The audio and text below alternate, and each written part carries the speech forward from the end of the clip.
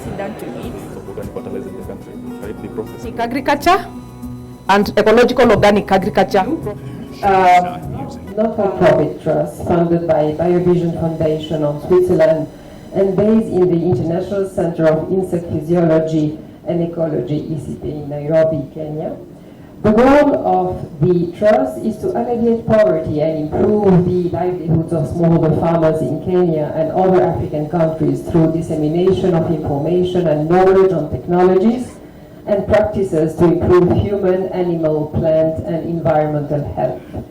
David has wealth of experience coordinating sustainable agricultural regional programs. He oversees the coordination of the African Union Ecological Organic Agriculture Initiative, which has received almost 10 years support from the Swiss Agency for Development and Cooperation and the Eastern Africa Knowledge Hub, which is part of the Continental Knowledge Center for Organic Agriculture in Africa project, supported by the German Ministry of Economic Cooperation and Development.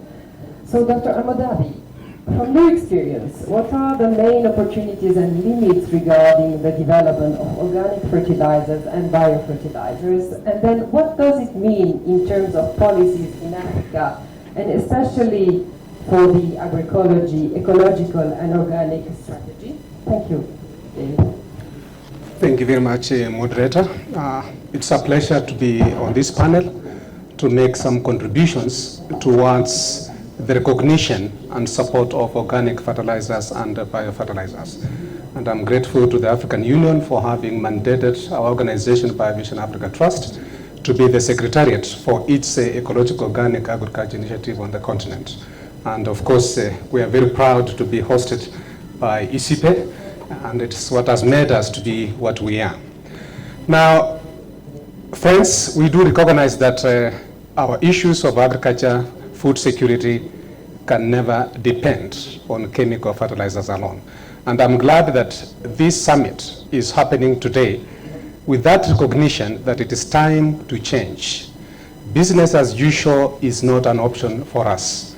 And therefore, the focus on how we can integrate or at least acknowledge and embrace organic fertilizers and other more environmentally sustainable solutions like biofertilizers is very key. For us in Africa, we are still struggling with the issue of addressing food security, leave alone nutrition. And I think to address nutrition and to address food security with our ever-growing population, we need solutions that can bring around a significant change in production, productivity, and better health. So for us, in the initiatives that we are conducting on the continent, we see huge opportunities in promoting organic fertilizers as well as biofertilizers. One, African Continental Free Trade Area provides a huge opportunity for Africa to trade in inputs that can go into sustainable production. I'm very happy to note that there are various companies, SMEs, that are producing organic fertilizers and biofertilizers. We don't have to wait to import chemical fertilizers from far distance like Ukraine and others. We have solutions right on this continent, and we have an important mechanism that can allow us to trade among ourselves in terms of our regions and in terms of our countries. So for me, I want to say the African Continental Free Trade Area provides an enormous opportunity for us to spur the development, growth, and accessibility of organic fertilizers and biofertilizers.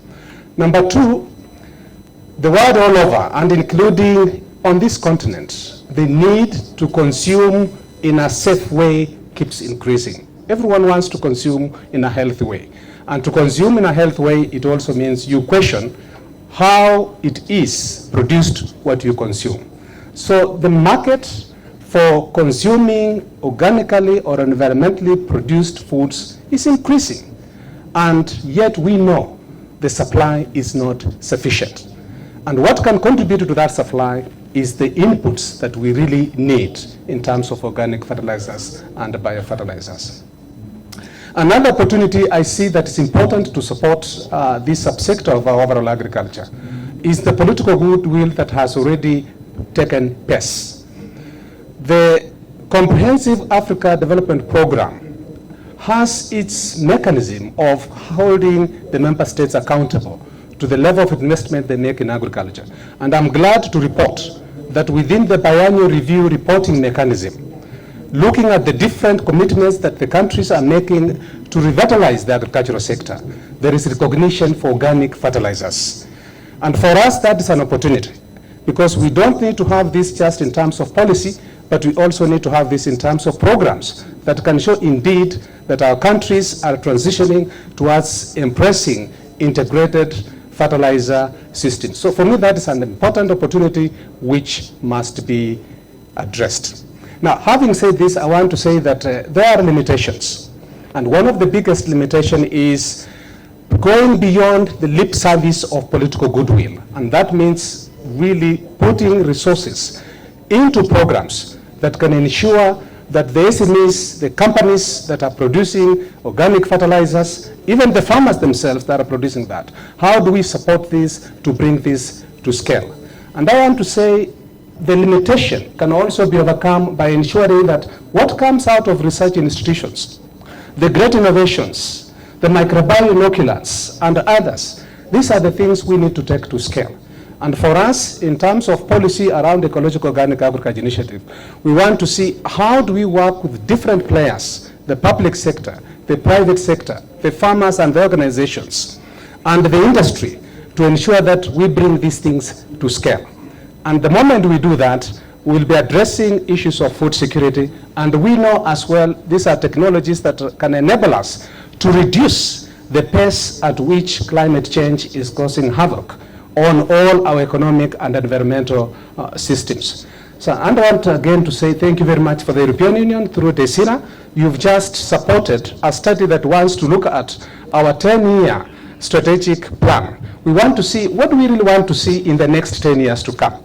And for me, I would want to say, without any benefit of doubt, that the next 10-year development plan will feed into what is coming out of this summit, to have a change in turn, to change the business as usual and bring more players in place. We want to see the innovations in this sector of producing organic fertilizers, biofertilizers, by SMEs, by companies right on this continent, being more energized and to contribute to the trade that we see around. We want to see also that policies that are developed become integrative enough and, more importantly, to be implemented. Having policies is one thing, but ensuring that they are implemented in terms of appropriate programs, they are adequately funded, and with relevant programs, that is one of the things that we want to ensure would appear in the next strategic plan for the Ecological Organic Agriculture Initiative. And for me, I believe with that, we will also be harnessing the potential that we see that African countries can trade among themselves. And by so doing, can also create more energy to trade more globally with the rest of the world. So that is where we see, that is where we feel that we need to connect more with the research institutions. The innovations that are coming out, they don't get limited to the confines of the centers like ICIPE, CIAT, and the rest. But we want to see how this can move and go into application. And that is why my organization, Biovision Africa Trust, working with other players on this continent, our responsibility and mandate is to see that what is coming from the great research work, from the great innovations by the farmers themselves, can help us to increase return to the investments by ensuring that those are actually put into use. And organics, I tell you, is not necessarily the way to go, but it makes it easier to have a more integrated system that can also help us to slow down the pace at which climate change is affecting almost the whole lives around us. Thank you very much. David, absolutely, for your great enthusiasm and passion, and to underline the relevance of combination of food security and food safety, and the importance of the AFCFTA trade, in this important framework. So may I give the floor also to Professor Freyer now, to conclude with one question. Professor Freyer, given your experience, your extensive research in organic agriculture and societal change, how to evaluate the potential of using recycled urban wastes as biofertilizers in enhancing soil fertility? Thank you.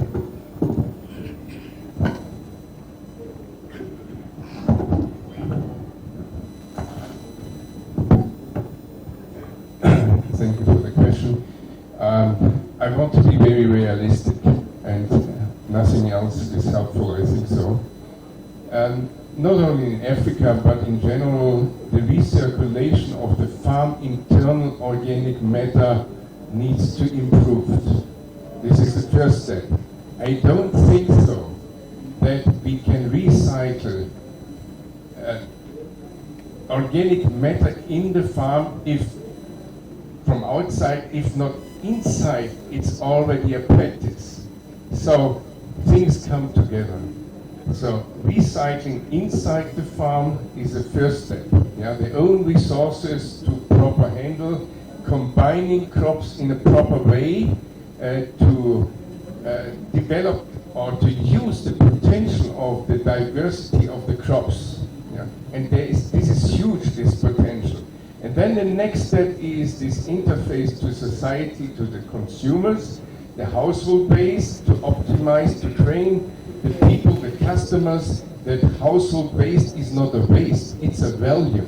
And to separate properly the organic part, this will help the processors to manage the material in an economically feasible way and to offer also a healthy product. The next level where we are challenged is the management of human feces, not an African problem, it's everywhere. Yeah, to translate, to transform this material in a safety product. There is technology, it's technology which is costly, we have small-scale technology, the biodigesters, but we need control of the product, and we have to think in the first phase, if we argue first this bioslurry from human feces to the trees, to alley crops, to be on the safe side, then to use the organic matter of the alley crops, composting, or again, biodigester, and then coming to our production, to our food production. To build up a chain where we reduce the hygienic problems. I'm convinced industry is able to do that. For the farmers it's a challenge, and we need different programs for different stakeholders to optimize also this recirculation approach. This is what I want to mention. And besides all that, what was mentioned from the colleagues, it's not only about organic waste. We need a transformation of the whole farming system. Again, not an African issue only, it's a global issue. Thank you. Thank you very much, Professor Freyer. Thank you to all the team. This really enlightening session. As we conclude this session, I would like to extend my heartfelt thanks to all the speakers, participants, and organizers, the European Union for the precious support, and who have contributed to this engaging discussion on the emerging opportunities with organic and biofertilizers for soil health in Africa. So for today, we explore the emerging opportunities that organic and biofertilizers present for enhancing soil health across Africa. So thanks again, thank you very much, and have a very good day and end of the session in this important conference. Thank you very much.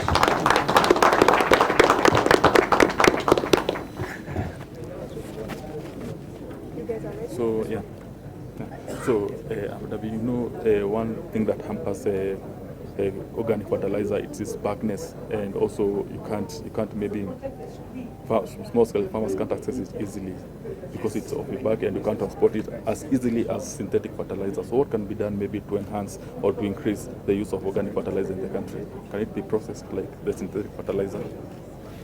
Thank you very much for the question. As you've heard, I'm David Amudavi. I'm the Executive Director of Biovision Africa Trust, based here in Nairobi. The question of fertilizers, both chemical fertilizers and organic fertilizers, is an important question.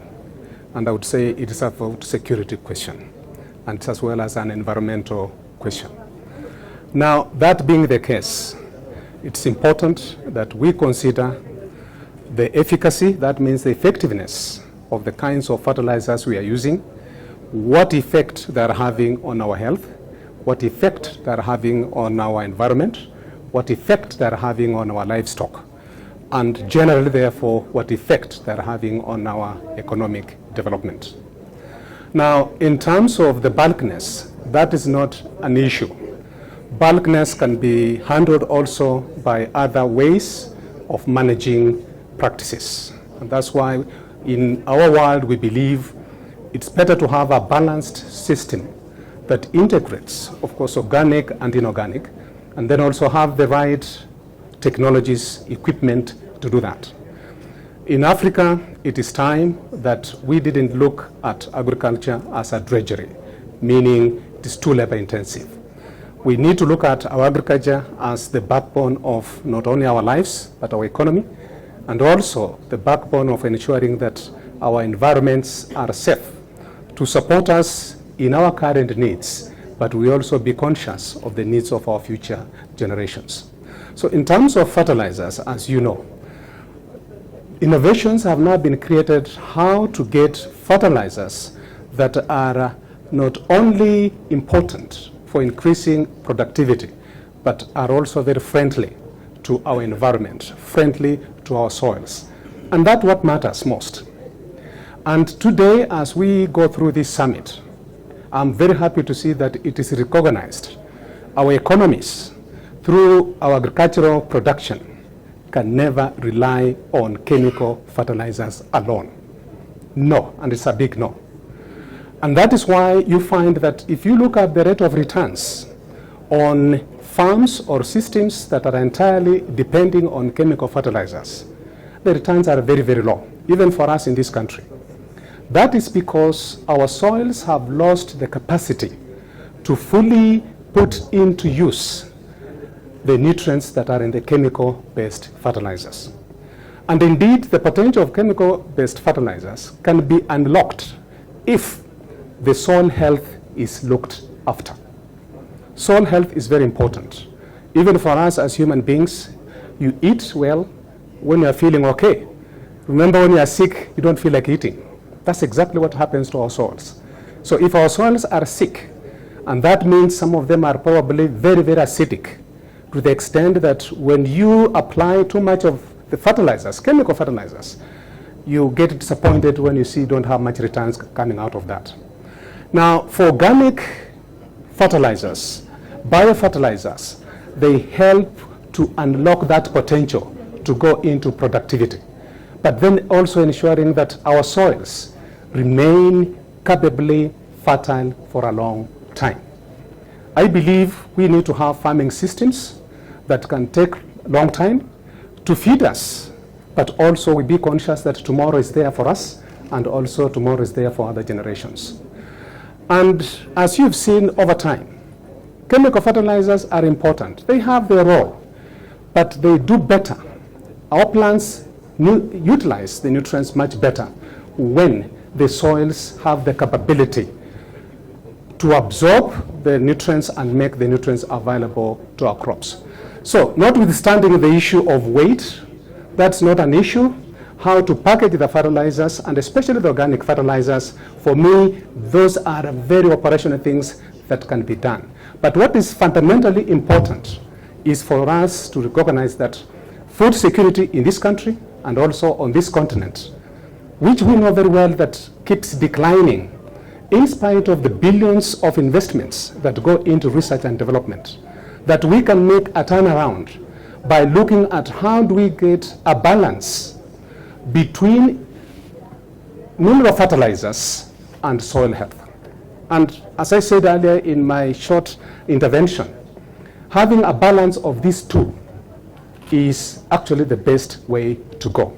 For a long time, we have invested in mineral or chemical fertilizers, but now it is time to invest in soil health management practices, which can actually then make us get returns that we do get from our mineral fertilizers. I'm not against chemical fertilizers, but I'm saying we can unlock the potential if we invest more in soil health practices, and there are many and they're natural, and they're part of what our own farmers are doing, and they're part of what our small SMEs are doing. What we need is to support the innovations by our farmers, to support the practices by our SMEs, to make sure that we can actually produce more from our end products. Circularity, it's important for us to do that. So thank you very much for your time, and I believe we have a better future if we look at a stronger integration of using both mineral fertilizers as well as organic fertilizers. Improve the health and prosperity of the people in Africa while conserving the environment. We realize that more productive and resilient systems are needed.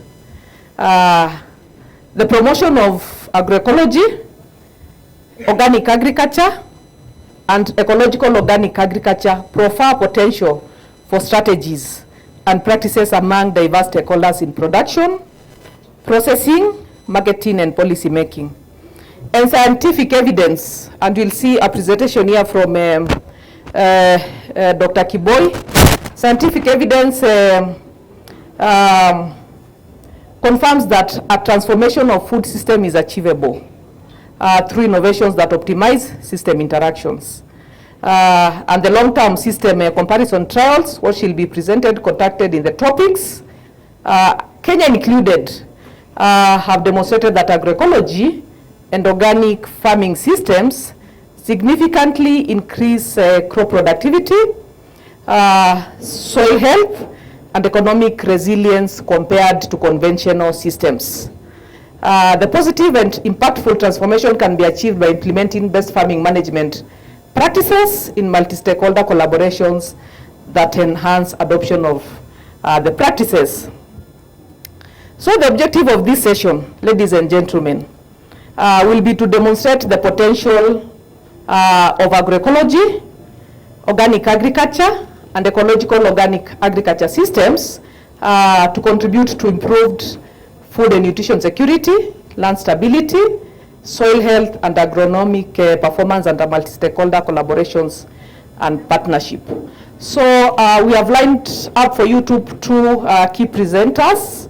We'll be taking us through some presentations. And I would like, without much ado, I would like to introduce to you the first presenter of this session. The first presenter will be presenting on the assessment of agroecology and ecological organic agriculture initiatives in Africa. Dr. David Amudavi. Dr. David Amudavi is Executive Director of Biovision Africa Trust.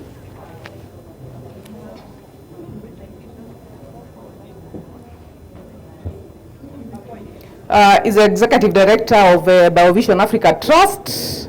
Biovision Africa Trust is a not-for-profit based organization that is based in ICIPE, International Center of Insect Physiology, International Center of Insect Physiology and Ecology in Nairobi, Kenya. And the goal of this trust is to alleviate poverty and improve the livelihoods of smallholder farmers in Kenya and other African countries through dissemination of information and knowledge on technologies and practices to improve human and animal, plant and environmental health.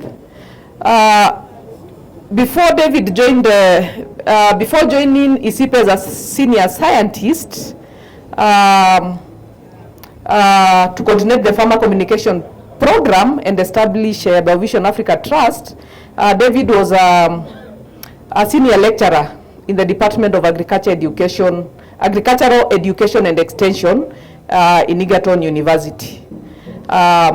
He did also a 2-year postdoc fellow in ICIPE under the Push-Pull project, creating smallholder-led growth through push-pull technologies in East Africa.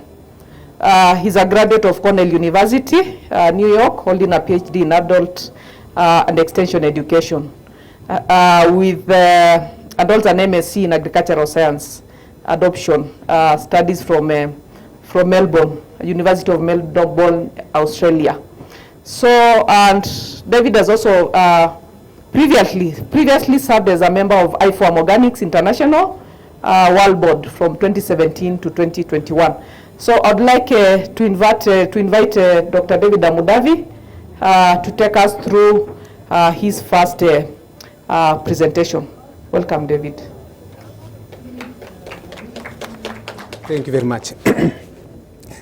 I have the pleasure to make a very quick presentation on assessment of the landscape of agroecology and ecological organic agriculture initiatives in Africa. This is a study that was conducted last year, and for which we thought it would be nice to share some of the findings in this forum. So I'll make a very quick background to this study and then share with you some of the key findings that are very much relevant with what we are discussing today in this forum. And before I do that, just something very briefly about our organization. Biovision Africa Trust is registered and based in Nairobi, but of course working across the continent. And our major area of working is in knowledge management, dissemination of information, and building capacity of farmers, and also partners to promote innovations in the area of human, animal, plant, and environmental health. Basically, what we sometimes call the 4H. We are based within the International Center of Insect Physiology and Ecology, ICIPE, here in Nairobi. And we collaborate with various local, national, regional, and international partners, including the CGIA centers. And I'm glad to say our organization also hosts the Ecological Organic Agriculture Initiative of the African Union right here in Nairobi.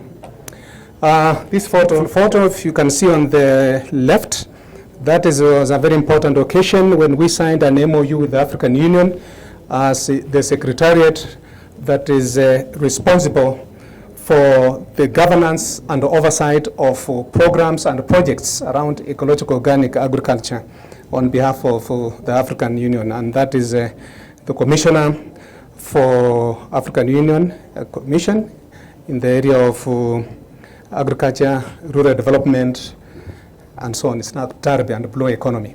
Next slide. And the photo on the left is of the staff of Biovision Africa Trust. I like always giving attention to this message by Thomas Jefferson, that agriculture is our wisest pursuit because it will in the end contribute most to real world wealth, good morals, and happiness. That's a very powerful message, and if taken for granted, we can lose the meaning. But if we look into it very, very carefully, and that is a bit of the essence of the meeting we are having here, it means a lot. If we embrace it and handle it very carefully, it will in the end contribute most to real wealth, good morals, and happiness. Next. I want to share with you just some brief information on statistics about the importance and the growth of organic agriculture. And this is based on the statistics by FiBL, which is an organization based in Switzerland, and tracking regularly every year the performance of the organic sector. So I just have a few things to mention next on the statistics about the organic, just to appreciate the importance of the organic sector, which is again broadly under what we call ecological organic agriculture. We have almost 3 million hectares of farmland in Africa as per the figures of 2022, and that represents actually over 2.8% of the world's organic land in Africa. And the producers within this sector are almost aging towards 1 million, and Uganda having the highest percent or the highest numbers of farmers who are organic. And in terms of statistics, 4 countries actually take the lead, Uganda being the highest, with about 500,000 hectares of farmland under organic management. Tanzania follows with 313,000 hectares, Ethiopia the third, and Tunisia the fourth in that manner. Now, in terms of organic share in relation to all the other countries and all the other sectors, Sao Tome and Prince has the highest organic area of around a fifth or 21%. And this makes it one of the widest 21 countries with an organic area share of more than 10% of total farmland. And in Africa, this is followed by Sierra Leone, about 5%, and the Reunion by around 4.6%. And most of the organic products which are certified get the markets in the US as well as European Union. In terms of domestic markets, and this is one area that we feel it's important that our people themselves on the continent appreciate the value of consuming organic products. We have very limited statistics, but still the trend shows a lot of our people are consuming organic products. Next, please.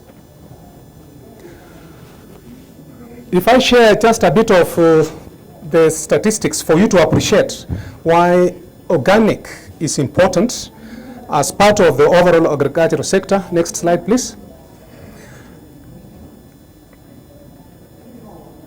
Next slide, please. Now, just to read a bit of statistics, Africa has about, as per 2022 statistics, about 2.7 million hectares of land and organic production. Whereas if you go to Europe, it's about 18.5%, Asia about 8.8%, and Northern America about 3.6%, Latin America about 9.5%.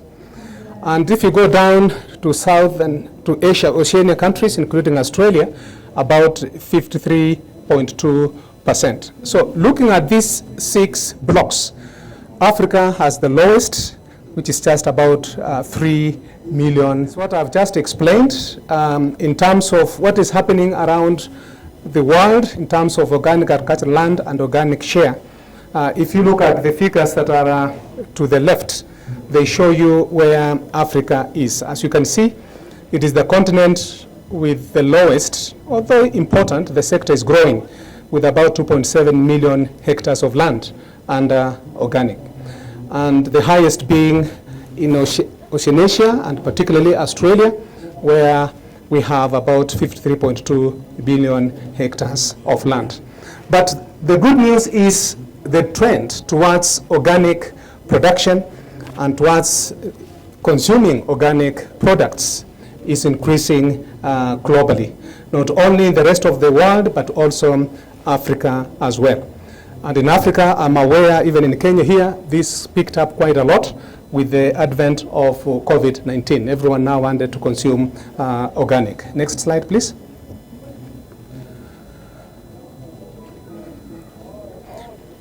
Yeah, the next slide is showing the top 10 countries with the largest organic agricultural land and the producers. If you look at the graph, the figure to the right, the top 10 countries with the largest areas of organic agricultural land, Australia led with about 53.02 million hectares, and that came down up to Germany with about 1.86 million hectares. That's in terms of countries with the largest areas of organic land. So as you can see, a lot of these countries, the top 10 are in Europe, and then you go a bit towards Asia, India, and then Argentina and the USA. Now, but if you look at the top 10 countries with the most organic producers, the graph you see to the right, it is India with about 2.4 million producers. And I'm glad to say in East Africa, Uganda falls in that category with about 404,000 producers.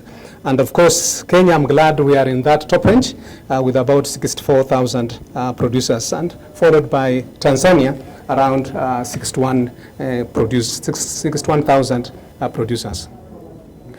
Now, if you look at the top 10 countries with the largest organic land and highest organic share, now that is really looking at what is the proportion of the largest organic land in relation to other land uses. You can see here, Uganda leads in terms of the top 10 countries with 505,000 hectares of land. And that is quite huge indeed compared to the rest of the production areas, followed by Tanzania, Ethiopia in that order, up to Madagascar. These are important statistics showing the appreciation and growth of the organic sector. But if you look at what is the proportion of the organic sector in relation to the overall sector, then the figure to the right shows very well that Sao Tome and Prince, a very small country, has about a quarter of their production share of the total agricultural land being committed to organics. These figures I'm sharing just to appreciate the importance of the sector and the current growth within this sector. Next slide, please. So generally in Africa, we are now having about 2.7 million hectares of land under organic, and that is phenomenal. The change has been gradual, as you can see. Next slide, please. Yeah, the change has been gradual, and there is certainly that incremental growth within the organic sector. Next slide, please. I won't spend much time here. This is now about specific details, but as you can see with the figures of 2022, the organic agricultural land committed to enterprises had most of them, 63%, committed to permanent crops. And the permanent crops include cocoa, coffee, nuts, and olives. And of course, we haven't done that badly. Arable crops around 36% in terms of textile crops, oil seeds, root crops, medicinal plants, and vegetables. And this shows the potential of the sector to grow. And I'm sure when we collect the next figures together with the FiBL, especially after the COVID-19, there has been an increased momentum in terms of focus on consumption and production of organic products. And this has also gone again together with exports to the bigger markets, which are largely in the European Union and the US markets. And what you see on the left is the major crops that have gotten space in terms of exports in EU and the United States of America markets. Soybeans, vegetable oils, and bananas being the highest. And of course, the countries that are producing most of these products to attract EU and US markets are Togo, followed by Tunisia, Egypt, Cote d'Ivoire. And I'm glad to say in East Africa, Uganda gets into the top 10 countries. Now, I want to share with you some brief findings of work related within this sector that was conducted in 2019 under the emblem of the African Union. And we sampled all the 55 countries. And we assessed the policy, legal, and institutional environments that are contributing to the development of the ecological organic agriculture sector. And on the basis of this, we categorized countries in terms of those that are advanced, meaning several things are in place, supportive policies, standards are in place, there's government support, farmers are organized, they participate in both export and domestic markets, and followed by active sector. And we went that up to the last category of number 5, those countries where they are waiting for inspiration. Not much is happening, but potentially, if given the space, they can make a lot of improvement in the organic sector. And we also looked at the contribution of ecological organic agriculture and agroecology. We looked at both interventions to livelihoods, economic security, and income opportunities for smallholder farmers in the rural areas. I'll focus a bit more on that. Next slide, please. The map that you see, it's earlier already on my screen, shows, next slide, please. Next slide, please. We've looked at the categories. I've just gone over them. Yeah, just I spent a minute or so on this slide. What you see in green is kind of what we saw in category 1, the advanced sector countries. And there are about 4 of them: Tunisia, Morocco, Uganda, and Madagascar. The countries that have almost the conditions that are in category 1 in terms of policy support, active farm organizations, the private sector is thriving, and the whole sector is appreciated within that country. And the other countries that tended to follow, which is in the next level, included countries like Egypt, Sudan, and so on in the next category. There is an important category, number 3, and which has the hatches, where you see the hatches in yellow or brown. Those are countries, that are 9 of them, which have been important to us for an important initiative we are promoting in Africa called Ecological Organic Agriculture. And most of the countries in that are either in category 1 or 2, and then followed by 3. But basically, this map shows clearly how the growth of the ecological organic agriculture sector is, and in terms of the status of legislation or policies in favor of the development of this particular subsector. So the countries that are in green, followed by the other bit of green, you would say those are countries where a lot is happening, and as well as countries that are in brown, would say those are the countries where the organic sector or agroecological sector is quite active and advancing. But the countries that are doing very well on top and even receiving that policy support with various investments being done are largely in 4 countries: Tunisia, Morocco, Uganda, and Madagascar. Next slide, please. Now, what I'm going to share with you a bit briefly is in terms of, I won't go through everything, but this is a very interesting study that we looked at for the last 10 years and what is happening today. The initiatives or programs or projects that are related to agroecology or ecological organic agriculture against the prevailing policy and legislation environments. And then we also looked at the scope in terms of how the coverage is, in terms of the levels of investment, the impact areas, longevity, value chains, and the target beneficiaries and implementing partners. And we also looked at some of the successful interventions, the drivers of success, and the key lessons learned. The other issues, we can look at them, constraints and so on, but it is quite a very rich study, but I'll be sharing just a few of the findings from this particular study. Next slide, please. So as I mentioned, this is a study that was conducted, and we had over 400 documents reviewed, and we interviewed about 38 key informants in 15 countries around the 5 political regions of Africa. So we had a total of 43 initiatives we looked at in the past, and then we also had 41 initiatives that we looked at currently. And the countries that we were involved in are, as mentioned, Benin, Burkina Faso, all through Tunisia, Rwanda, Zimbabwe, Kenya, Mali, and so on. So we did quite a very big undertaking of a study across the 5 political regions of Africa. Now, as we were doing this, we were very much aware that programs around ecological organic agriculture are best around the framework of agroecology, which is a discipline that is very much concerned in creating a balance in nature, how we intervene and interact with nature and try to create a balance. And I picked this diagram, you see here 2 of them.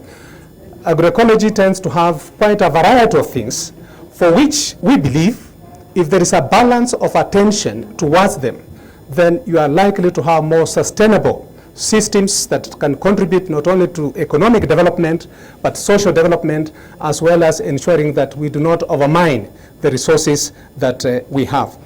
And the left is a very nice diagram that is showing what is happening since 2030s up to now. At the level of, in terms of principles of understanding, initially, if you look at that agricultural and environmental, there was more focus many years ago in terms of looking what's happening in the area of agriculture, in the area of environment. But over time, up to date, there is now greater focus on issues of social and cultural aspects, economic aspects, and even political as well. As we know today, a lot of programs also tend to be determined on political interests. In terms of dimension, and in this area of agroecology and general farming systems, a lot of work used to be at the plot level in the many years. But over time, we have moved that, and today we are now talking of food systems. So we have moved from plot level to farms, agroecosystems, which are a bit regional, and now we are talking of food systems, which could cover a whole country or a whole region.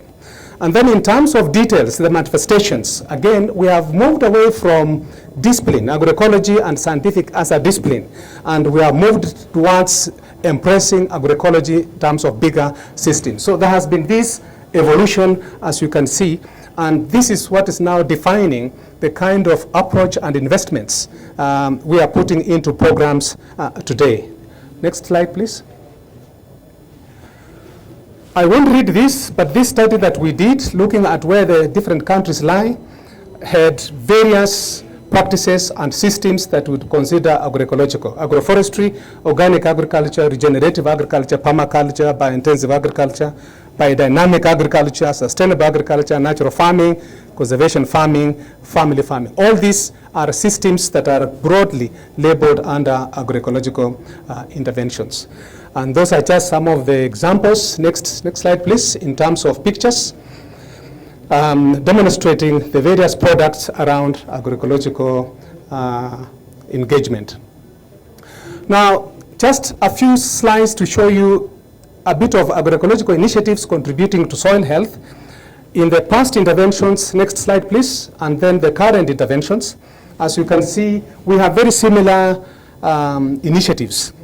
In the area of sustainable farming, we sampled this for the last 10 years, showing around 35%, and even today, the initiatives that are ongoing, around 49%. And actually, today we are increasing initiatives that are labeled as sustainable farming. And as you can see very clearly, sustainable farming has become a major focus. And I think this is also because of the challenges we are facing in today's food systems. So there's a greater focus on having balanced systems under sustainable farming. And that is where we have seen today there is more focus on sustainable farming. But of course, people are using different strategies of handling this. And important priority areas and impact areas of this is what I have just put down there at my presentation, in terms of climate smart agriculture, biodiversity, sustainable agriculture, and so on. All these are what is now being impressed in today's efforts of ensuring sustainable development. Next slide, please. In terms of funding, if you look at what funding we had in the past, the diagram you see to the left is showing almost 60% was by multilateral agencies, followed by governments, about 62.5%. And that trend has actually been kept even in current present interventions. Because what you see here is in the past interventions, and what you see to the left, to the right, is in the current interventions. But one good thing you can see in the current interventions is an increased attention even by the private sector. Earlier on, the private sector was very minimal. But today, we are having also the private sector consider supporting agroecology-related initiatives on the continent. Next slide, please. This is just to give you an idea of what we sampled for the last 10 years in terms of the past projects and the current projects. The previous projects are what you see in blue. Aspirations for us to have soil health initiatives in Africa. We need, from the work we have done, to focus more on agroecological transitions of our food systems. And also we need to look at how we can promote and sustain uptake of agroecological practices, technologies, and innovations, because this is where we see more of longevity in driving benefits than if we go for short term. And then generation of incomes and market share of ecological organic agriculture or agroecological products being increased. And very importantly, we need to look at the issue of supportive policy and institutional environments, driving agroecological initiatives embraced. If we do this, then we'll be getting a balance within our food systems. Thank you very much. I want to end there. My conclusion is about what I've talked today, and I'll be very happy to take any questions. Thank you. Thank you very much, David. You can join us a lot of applause for David.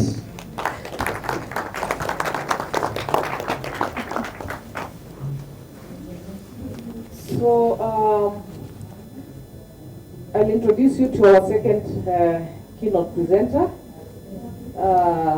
Dr. Milka Kiboi.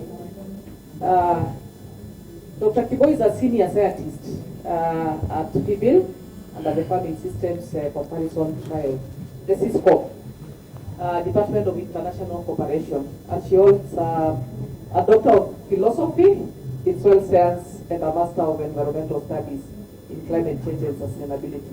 She has a vast experience working with smallholder farmers, with research institutes, stakeholders, and higher learning institutions in developing and implementing soil health improvement and climate change mitigation strategies for improved food security and livelihood. So Dr. Kiboi will be taking us through the next keynote key presentation. Please have the presentation on for today, and then we'll have our group of panelists taking us through the session of presentations. So welcome very much, Dr. Kiboi.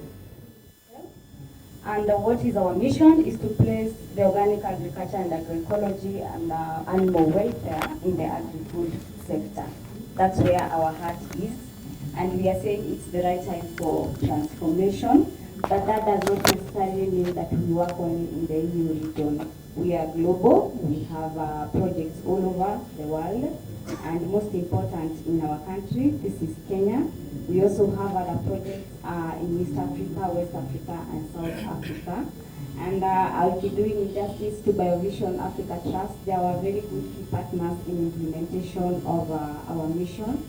And we have staff who work with ECP, and they're working for one of our main projects in Kenya, that is SISCOM. And everybody keeps asking, what is SISCOM? These are the long-term farming system comparison trials in the tropics. And I will explain more why the tropics as we go on. Before I begin my presentation, I would like to just point out that I'm presenting a snapshot of what is in this policy dossier. Kindly, if your folder does not have this, make sure you have it. It has details of the results we are presenting, including the KCOA project that Viva is really working on. And if you do not get a copy, you can scan the barcode on the last page of this policy dossier, and you'll get final details of what I am going to present. So on to my presentation. It's the key findings of the long-term farming systems comparison trials in the tropics, and I'll be very specific in Kenya, but I'll also mention other countries where we work in. But first, I go to the quotation that I have. The team there, I think I'll be moving from here, as they also move the slides from that side. But I start with a quotation that is very poetic, nothing soil health. It's, we shall not cease from exploring, and the end of all our exploring will be to arrive where we started and know the place for the first time. Inorganic fertilizer came the other day. What were our 4 scientists or farmers using? Just to mention is that FiBL, our first clients are smallholder farmers. Those are the main people who keep us going. And then we come to the scientists, we come to the researchers, and we come to the other stakeholders. As a way of introduction, it's just to emphasize what David has been talking about, the challenges that we have been facing. And if I'm specific to Kenya, is that we have been talking of declining soil health. But why is the soil health declining? We are talking of low soil nutrient. And why this low soil nutrient? It's because we have limited use of soil inputs. And not only low use, is that we mainly have our farmers using the synthetic fertilizers that are not building the soil organic matter. And if they use these synthetic fertilizers, they are not using the adequate amounts. How about if we incorporate the use of the organic inputs, the manure that we have, the greening manuring, the biomass transfer? And as a result of this, we have low productivity, the low soil productivity as well as low crop productivity. And what has aggravated this? We have continuous monocropping. For example, in Kenya, we have farmers continually doing maize, season in, season out, year in, year out. here on their land. And remember, we are also grappling with the small sizes of our farm land. The other aspect is the climate change. We have been talking of prolonged drought spells. Now we are talking of floods. Were we prepared in our land? In our farmers' fields, if you go now, there is something we call leaching that is really happening. We also have loss of crops where the crops have been washed away. We have serious soil erosion. And this way we are still losing the nutrients. Have we built the cation exchange capacity of the soil so that they are able to hold the soil nutrients? And the final challenge that we also see to be major is limited knowledge to our farmers and also our researchers. And this more I'm talking on management of organic inputs. If we are talking of using the organic inputs to build soil organic matter, are we just carrying the manure from the cow shed and taking to our farms? Are we just cutting down the biomass and taking to our farms? There is preparation that is needed. Is this knowledge out there?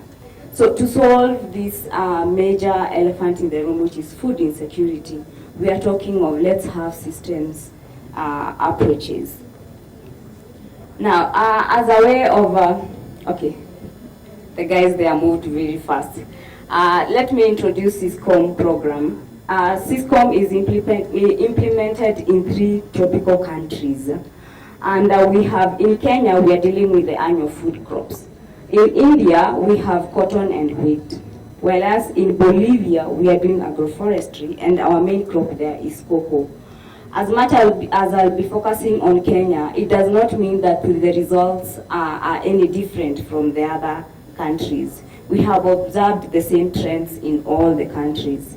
And FiBL are the coordinator of this project, or of this program, and it started way back in 2007 and is still running in all the countries. Now in Kenya, as I said, we are looking at the annual food crops. We have maize, we have baby corn, we have cabbage, spinach, kale. These are the vegetables, and then we have the legumes and the potatoes. So where our trial sites are, we are in Thika and also in Tharaka Nithi County. In the trial sites, we compare what we call conventional systems as well as the organic agriculture.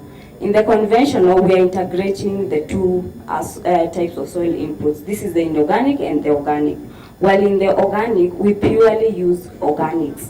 Right from the fertilizers that we apply, from the biopesticides that we use, nothing conventional goes to the organic treatments.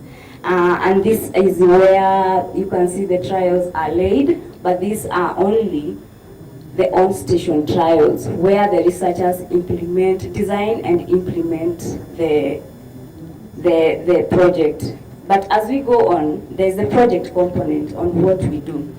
Is that besides the on-station trials, we have what we call the participatory on-farm research. Here we establish the challenges that the farmers are going through, and not us as the researchers. It is the farmers who inform us what challenges are they going through during their farming activities. And this is where we pick up what then are they doing, and then what can we bring in. Because with farmers, for easy adoption, is that you build in or you build up what they are already doing. You are not likely to change the farmer right from the word go that now that I've been using the synthetics, just go to organics. That's not how we do it. So we work with the farmers through and through. So how have we been doing this? Next slide. And the next. So I talked, we have the LTE, which is the on-station trials, and the participatory on-farm trials that are actually in the farmers' fields. The farmers implement the trials themselves. So for us, we design and then they implement. They collect the data and they are able to tell, is my challenge being solved? So the system that we have been doing is that we encourage them to do the organic and agroecology systems. But what are these that we have been doing? We encourage them not to continue doing, to do intercropping system instead of continuous monocropping every other time. And what in the intercropping system, we have crop diversification. From the annual food crops that we are working on, we have crop rotation, 3-year crop rotation. We have maize, then the next season we'll have the legumes, and then we'll have an intercrop of maize and beans, then the next season we'll have the vegetables, and then an intercrop again, and then potatoes. So we are encouraging them to do crop rotation, to also do cover crops, and as well as the push-pull technology, where you plant a crop that pushes away the harmful pests and pulls in what is required by the plants. Also, we encourage them to use organic inputs. This is using what is locally available in their regions, other than telling them to use manure and it's not there. If it is biomass transfer, for example, using Tithonia or Lantana, that is what is available to the farmer. Then we encourage them to use the biomass transfer. Also, we do composting with the farmers. The farmers have been doing composting, but ours has been to improve the composting techniques that they are working on. The other thing that is a challenge to them is what I'm talking of, limited knowledge. So what we do is we encourage collective action, where we have farmer groups, we have associations, we have cooperatives. So there's continuous training and knowledge sharing amongst the farmers as we also do the sharing with them. So on to the next. Now, what are the key findings? Now, if I'm focused more on what our summit is about, the soil health. Soil health is very complex, and there are so many aspects that you need to compare before you say that soil health, that your soil is healthy. But there are key indicators that we look at as scientists or researchers. And I start with the pH. So we have been having serious degraded soil. So what we've been doing is now looking at the organics versus the conventional technologies. What have we observed over the period where we have been implementing this trial is that the treatments or the plots where we have been purely applying organic inputs, it increases the pH towards the nutrient. And when I say increasing, someone may think increasing acidity when we talk of increasing, but here I'm talking about we are going towards neutralizing our soils. Remember, if your soil is very acidic, then nutrient release is compromised. But when you do the lime and just increase the pH, how about the CEC that needs to aid in the cation, in the release of the nutrients? So when you increase the pH, then we have seen the superiority in the supply of the cations. This is calcium, magnesium, and potassium.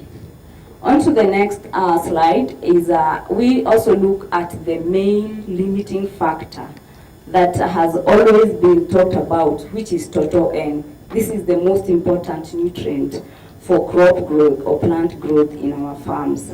Remember, it's also the nutrient that is most susceptible to leaching, to denitrification, and loss through runoff and erosion. So where we have the organic treatments, then there's the build-up of the organic matter. Then we have higher nitrogen content as compared to where we have only the synthetics, or there's a combination of the synthetic and the organic. And this we have observed for the last 12 years. On to the next slide. This is the carbon, soil organic carbon, because soil organic carbon, we say it's the soil health index. So what we have observed is that in the organic systems, then we have higher carbon as compared to the conventional. You may maybe ask yourself why the sudden change in the organic carbon towards the last years, towards 2019. But I'll tell you this, it's on improvement of compost management. There is the turning every other time, there is addition of moisture, just to make sure that we have good compost at the end of it. So that's why you see there is a shoot, and this has been increasing through and through. And this results up to 2019, but even for the years that we have been doing since, still we have seen in the organic treatments, then there is an increase in the organic carbon, meaning an addition of the organic matter. Let's go to the crop. And I'll just pick out two crops. These are the French beans. At the beginning of the trial, as you can see, is that the performance of the conventional system was better than the organic. And this is acceptable because from the synthetic fertilizers, then the nutrients are easily available to the crops at the beginning. But then as we continue, are we still building our soil or we just nutrient mining? So we introduced use of coriander for a push-pull as a push-pull technology, and use of sticky traps and homemade botanicals, purely organic, to make sure that our organic systems really comply to what we are calling organic agriculture. And in 2020, we saw the spike of the organic system doing better than the conventional system.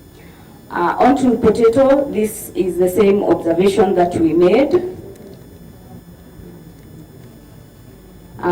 Still in the two sides, and here we introduced use of the coriander and dolichos intercropping with the potato, and we had the same observation of organic now equalizing and sometimes exceeding the productivity and organic as compared to the conventional system. What have we seen in terms of pesticide or environmental impact of farming system? Pesticide contamination. On to the next slide. So we want to talk about use of pesticide. This is usually a very area that you have to really step very, very carefully, because one of the reasons we may not be able to export crops maybe to the EU region has always been the pesticide contamination. And I'll take an example of the vegetables that we are growing in our farms. Our farmers, we really use pesticide. So we decided, why not check the pesticides that we use in our conventional systems? Why not see if we have retention of pesticide residue in the soil and in the product at harvest? And these are the results that we saw, that in the conventional systems, then we have pesticide residues both in the plants, both in the products and also in our soils. As you can see, the organics, you are not able to spot the residues, and that's why we are saying let's go the organic way.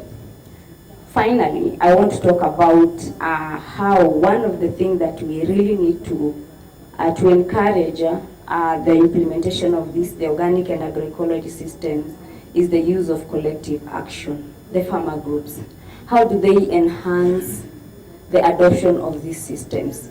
So FiBL and I think Biovision Trust conducted a study, a project called ProEco, and these were the findings, that when the farmers are in groups, when there is collective action, maybe farmers association, cooperatives, then there is more training opportunities, and then there is knowledge sharing, and also collective bargaining, whereby they're able to get higher prices for their produce as compared if you do it as an individual. Also, there is environmental sustainability as outlined by the farmers, and this they talk of the soil being fertile as compared to other parts of their land. Also, the human health, since we do not have pesticide residues. I'm taking a case example of macadamia production, is that we observed, this was more of a survey, that the conventional farmers had a lower productivity as compared to the organic. The organic farmers, these who are practicing organic agriculture, mainly emphasize that the collective action really motivates them to work on their macadamia, because as a group they are able to get higher prices, they are able to be trained, and they have a specific buyer since they are doing specifically organic production. But before we conclude or maybe say that organics do not work or agroecology is not working or it's taking long, one of the factors that you need to ensure that organic and agroecology systems are successful is labor management. Remember, the organics, you have to prepare them yourself as a farmer. So my question is, do we go the mechanization way, putting in mind the smallholder farmers in Africa, the land where they can do mechanization. And if it's about investing in mechanization, is it better than just keep on buying synthetic every other time? The other thing that you need to look at is the input quality and availability. We went to the next slide. The input quality, and this is where I talked about what is available to the farmer. Is it the manure? Is it the biomass transfer? Is it green manuring? Is it biological iron fixation? This is what is available to the farmer. Then this is what the farmer maybe gets to practice. What is the quality of the input you're telling the farmer to work on? And then for improvement of our soils in Africa, because for sure we all agree that our soils are highly degraded, then you need long-term research or long-term implementation of these organic systems for you to be able to see the impact. So those are the challenges that are always aired for the organic agriculture, and it's something that maybe we need to look at. But what message do I have for you today? The next slide. My message is that organic agriculture and agroecology systems approaches, they enhance soil fertility, but you have to do good management of organic inputs. Secondly, productivity under organic and agroecological farming, they can equalize or even exceed conventional production systems. Then collective action will enhance adoption or take-up of these systems and performance of organic and agroecology agriculture.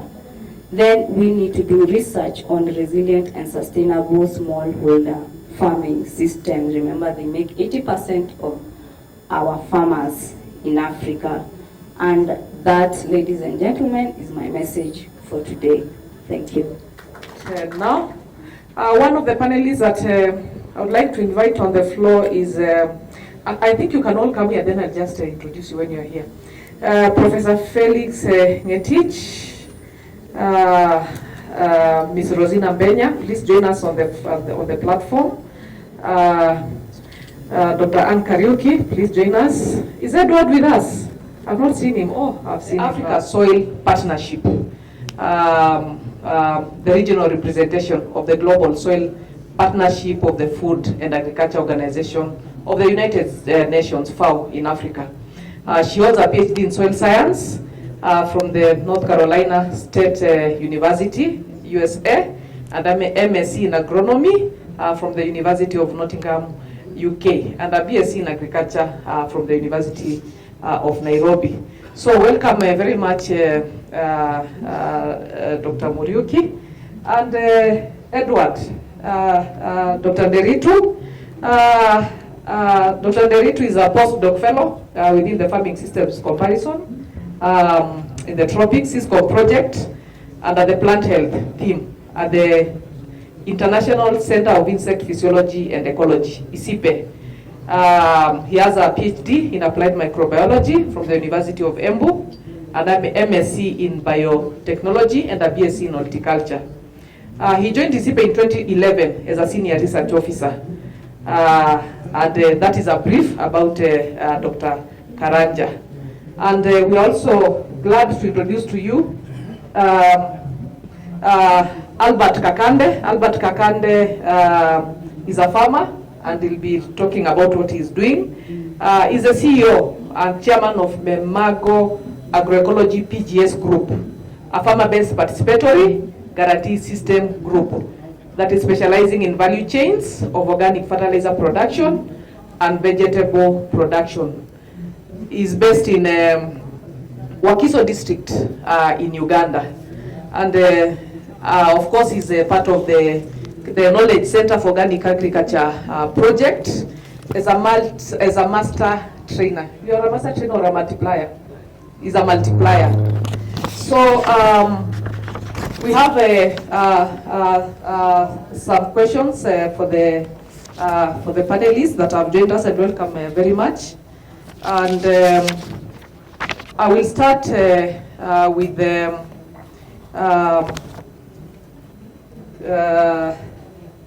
Dr. Karanja. Yes, Dr. Karanja. We have been introduced to major interventions that have been conducted in Africa and that have been part of ICIPE. So can you share examples and your thoughts on soil health initiatives in your organization that are currently taking place? And also, in your opinion, what are the key successful initiatives from your organization which proved to be the most beneficial to build resilience and sustainable livelihoods in rural areas? Thank you, Valencia, for that introduction, and our panelists and our audience. Good to mention that ICIPE, or the International Center for Insect Physiology and Ecology, has got several initiatives that are geared towards soil health. And a number of these initiatives are being carried out by various projects. Majority of you probably ICIPE as a Center for Insect Research, but the center has really grown beyond insect research, and it also embraces a lot of aspects to do with soil health, because insects are basically found above ground. So whatever is happening below ground is also significantly impacting on what is happening above ground. So there are several initiatives that have been developed by the center, and these are project-based. For instance, we have initiatives that are geared towards diversification of cropping systems. Most of farmers previously were growing crops in monocultures, but the center now embraces a lot of diversification in farming systems. This is not only to enhance productivity, but it's also a way of managing pests and also a way of managing soil fertility within the agroecosystems. Besides that, the center also has got initiatives like use of biopesticides, which also contribute a lot towards soil health, because we know our soils are also contaminated by chemicals that we are using to control pests within our farming systems. So we have production of biopesticides within the center that are microbial based and even plant based. And these initiatives are also linked with external partners who multiply these products. The center does the research of these products, and then the research outputs are given to commercial entities who multiply these pesticides, and they can be able to produce, distribute them widely to farmers in various areas. In addition to that, what roles do insects play also in soil health? We have use of insects in making biofertilizers. Most of you are aware about insect thrust fertilizer, which is made from BSF, that is black soldier fly. And this is a fertilizer that is really gaining a lot of interest with farmers, and also it has also contributed a lot in terms of empowerment of youths, because majority of youths are not involved in the actual growing of the crops within the farms, and most of them, they also face challenges with ownership of land. So a lot of them are getting into the input production systems, whereby they produce the inputs and they sell them to farmers. So insect-based thrust fertilizer is an initiative that many farmers and youths have been trained on, and they are commercializing the whole enterprise. Besides that, as per the introduction, I did the university, but besides teaching at the university, I'm also a freelance consultant, so I get to interact a lot with the farmers, and I do work in the area of soil science and also food security, climate change. So I get to interact with the farmers that really deal with soils, and also in terms of food security, and also the issues to do with the environment, or the environmental health, and that also gives me the privilege. One of the issues normally is, why is it that when the project ends, also the initiatives end? What can we do to make the farmers continue? It's a question of sustainability. The sustainability of the approaches we promote to the farmers. And some of the issues is because if you look at the fertilizers alone, the inorganic fertilizers alone, that's a very straightforward solution that handles the production, and that's it. But when we also look at the organic farming alone, it takes time for the farmers, as we saw from the previous presentation. It took almost 10 years before they equalize with and exceeds the organic farming. So while we are promoting these initiatives to the farmers, what can we do to bridge that gap while the farmers are waiting for the organics to pick up? What are the interaction between the organic and inorganic? Can we promote a kind of an integrated approach? And I think interacting with the farmers most of the time, they have no problem with the integration of both inorganic and organic. And I think that's where the agroecology comes in, because not only do you look at what goes into the soils, look also at the environmental and try to make the whole value chain circular. And not just about the production. They are also interested in terms of the inputs. Are they getting the inputs at the right time? Is the right variety for the specific agroecological zones? What are the recommendations in terms of what's the status of their soils? Most of us smallholder farmers really would wish to know what is the status before they're able to implement what they can do versus the number of farmers. And I think that problem cuts across sub-Saharan Africa, where we have very few extension officers versus the number of farmers they're supposed, and there are so many other initiatives. We have like the village-based agents, we have other initiatives like the collective farmers coming together, the multi-stakeholder platforms, the innovation platforms, which tries to bring, to reduce the gap that exists between extension. And I think because in terms, when you look at the principles of agroecology, it promotes that kind of interaction where the researchers, the staff, the extension can learn from the farmers, and also farmers learn from the extension officers. Thank you. Thank you. Thank you. That's generally what I can say. Yeah, thank you so much. Rosina Mbenya, my question to you is what role does biodiversity enhancement play in the agroecological concept of farming? And how can it support smallholder farmers to face climate change related impacts and foster productivity?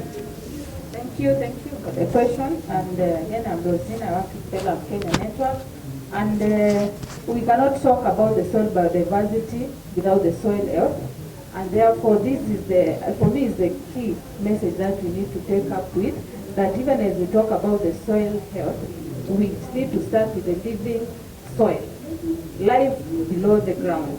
That's where we start our productivity, and I hear Dr. Karanja here talking about the life below the soil, and that is also visible in terms of production, in terms of what farmers are going to harvest, and we have seen farmers really doing their best, especially smallholder farmers, to improve the soil biodiversity, to ensure the life in the soil is regained. They have living organisms, and living soils are very important because they enhance the productivity. They also enhance the resilience of the soils by making sure that we have soil carbon matter that can be able to withstand harsh climate conditions like the ones we are experiencing in Africa. And while this is the case, one of the things that is a major challenge to the soil biodiversity is the continued use of inorganic fertilizers, inorganic inputs that continue to kill the biodiversity below the soil. And from the research that has been shared from the FiBL, we see a lot of potential in organic production. We have been told about the pH, we have been told about other categories, including even the productivity. So continuously we have seen efforts of impact to this soil biodiversity through these external inputs. And I would like to ask all of us, can we support the transition that helps us to have the organic matter being built through biological inputs, through inputs that are able to enhance living soils? We don't want soils that are just depleting, soils already are having a lot of challenges. Why do you want to add more challenges? By adding, as we revive the soils, people are adding other things to kill the soils. And worse enough, particularly in Africa, we have also seen scenarios whereby some of these very, very harmful toxic inputs, they have been banned elsewhere, but they are still finding their own markets in Africa, and they are being found in agrovests, they are being found in various ways, and more enough, it's also harmful to the health of the farmers, because we have had even cases of farmers who have been impacted by these harmful inputs as they try to apply them. So why don't we support the transition? And for me, the life of healthy soil transitions to healthy food and transitions to healthy planet. So that's the call for all of us. And even as we do that, we need to continue to capacity build the farmers. From the presentation, you have seen that putting the farmers together with the researchers is a good strategy. And also, secondly, more investment. More investment. Let us have a balance, because we cannot be having more investments this side and little investment on the other side, and you expect an equal play. So why don't we increase the investments in organic input, including biological fertilizers and so on? Thank you very much. Thank you very much, Rosina, for sharing us with us. Dr. Anne Muriuki, as a researcher, what bottlenecks do you foresee in the implementation of the soil health interventions in Eastern Africa, or Africa in general, and what are some of the solutions you recommend? Thank you for your question. I'll look at this at various scales, starting at the farm level to farmer level. And here I was thinking about inputs like organic fertilizers, which tend to be bulky and expensive when you look at per nutrient basis. Availability is an issue. So we need to think of going industrial. We need to think of producing at or near farms in enough quantities so that farmers don't have to go very far. When it comes to lime, I know we are talking that lime should be put in to neutralize the pH, but lime only helps to bring the ions into solution in an available form so that you can pick them up. It does nothing for your ability to hold those nutrients there. So even as we apply lime, we should apply carbon building components into the soil. Don't forget your organics and other things like minimum tillage to help you build that carbon, because that's what you really need to be able to hold those nutrients there. When it comes to biofertilizers and soil life, as it were, research is still at its infancy in Africa, and we really need to put a lot of effort in this area. When I'm thinking about farmers, what we are telling them is very knowledge intensive, and our soils are highly variable. So we need to invest a lot in informing them, training them, capacity building them. And then we know very well that when we go agroecology, it takes a long time to build that soil fertility to an extent that farmers can begin to get return to investment. And I think that's what the trials have shown us. Maybe you wait for 3 to 5 years. So the question is, can farmers wait that long before they give up? The ones that are convinced are okay, but we want to bring in many more. Can they wait? Who bears the cost during those waiting years? How do we de-risk that as they build their soil health? And then during times of climate shocks like now, these droughts and floods that are coming in such a torrential way, who bears that cost? Who cushions the farmers to continue doing these things that we are telling them to do as we build this soil health? The other thing is that when it comes to landscape issues like soil erosion, who is going to invest in that? Because I can take care of my farm, but the farmer upstream is the one who is doing nothing, so all his erosion comes to my farm and affects me. How do we tackle that? And then how do we address the diversity of farms, or even looking at farms within an area. They are very, very diverse. How do we target interventions at particular farms? How do we choose? So we need to look at that.